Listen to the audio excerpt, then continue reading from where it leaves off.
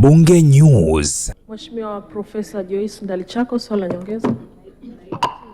Asante sana Mheshimiwa Mwenyekiti kwa kunipa nafasi na mimi niulize swali la nyongeza. Katika jimbo la Kasulu mjini, mvua ambazo zimenyesha zimesababisha makorongo makubwa na barabara nyingi zimeharibika, ikiwepo barabara ya Murufiti Shunguliba, barabara ya Kabanga, Muganza, Herujuu, Myegera. Je, ni lini serikali itatengeneza barabara hizo? Majibu Mheshimiwa Naibu Waziri. Asante sana Mheshimiwa Mwenyekiti, nimpongeze sana Mheshimiwa Profesa Joyce Ndalichako, mbunge wa jimbo la Kasulu mjini, kwa ufuatiliaji wake wa mara kwa mara kuhusiana na miundombinu ya barabara, lakini pia na miradi mingine ya maendeleo. Naomba nimhakikishie Mheshimiwa mbunge kwamba tayari tumetangaza 60% ya miradi ya barabara, na ninaamini barabara ambazo Mheshimiwa mbunge amezitaja, baadhi lazima zitakuwa kwenye package hiyo ambayo tayari imeshatangazwa. Ambacho tunakifanya sasa ni kuhakikisha kwamba tunaongeza kasi ya kuwapata makandarasi ili waende site kujenga na kurekebisha barabara hizo.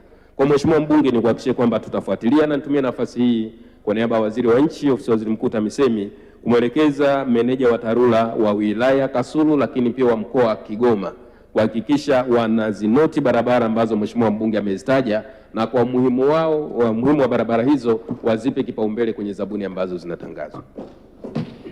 Mheshimiwa Mwita Waitara, swali la nyongeza.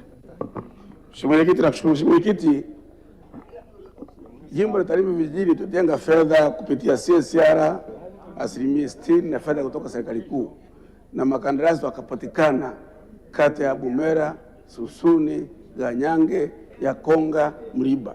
Mheshimiwa Waziri, anaweza kunisaidia ni kwa nini watu fedha zipo wameenda site wametifua barabara alafu wakaondoka? Asante Mwenyekiti. Majibu Mheshimiwa Naibu Waziri. Asante sana Mheshimiwa Mwenyekiti. Mheshimiwa Mwenyekiti, kwa mujibu wa taratibu na sheria zetu, mkandarasi akisha saini mkataba na kuonyeshwa site, anatakiwa kutekeleza majukumu yake na kuhakikisha kwamba amekamilisha ile kazi kwa mujibu wa mkataba. Sasa ikiwa kuna makandarasi ambao tayari wamelipwa na wamekabidhiwa site za ujenzi wa barabara kwenye kata ambazo Mheshimiwa mbunge Waitara amezitaja, naomba ni muhakikishie Mheshimiwa mbunge kwamba Ofisi ya Waziri Mkuu TAMISEMI tutafuatilia haraka iwezekanavyo makandarasi mmoja baada ya mwingine na kujiridhisha kwa nini hawaendelee na utekelezaji wa miradi hiyo, na ikiwa wamevunja mikataba tutachukua hatua kwa mujibu wa sheria.